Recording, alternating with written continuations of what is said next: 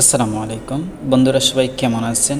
আশা করি সবাই ভালো আছেন। আলহামদুলিল্লাহ, আল্লাহর রহমতে আমিও ভালো আছি।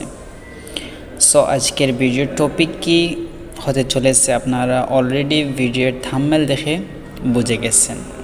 সো দেরি না করে ভিডিও শুরু করা যাক। ভিডিও শুরু করার আগে বলে নিচ্ছি, আপনি যদি অ্যান্ড্রয়েড ট্রিক 2.0 চ্যানেলের নতুন দর্শক হয়ে থাকেন তাহলে চ্যানেলটি সাবস্ক্রাইব করে পাশে থাকুন।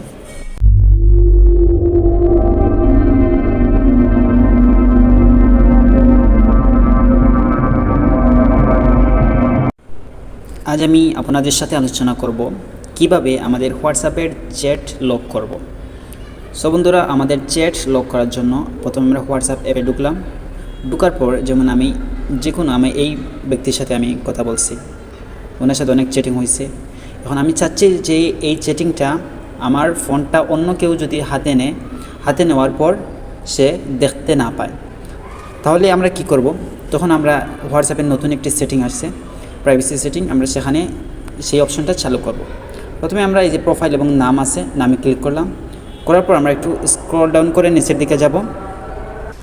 সো আমরা এখন একটু স্ক্রল ডাউন করে নিচে আসলাম। আসার পর এখানে একটি অপশন আছে চ্যাট লক। এই চ্যাট লক অপশনটি আমরা অন করে দেব। অন করে দেওয়ার পর কন্টিনিউ অপশনে ক্লিক করব।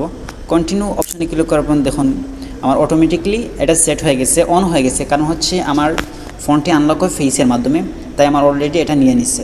এখন আমার অলরেডি কাজটা শেষ। এখন দেখি আমার যেই ভদ্রলোকের চ্যাট টেক্সটটা আমি লক করছিলাম সেটা পাবো কোথায়। দেখুন একটু উপরের দিকে লক চ্যাটস নামে একটা অপশন চলে আসছে, আমরা এখানে ক্লিক করব।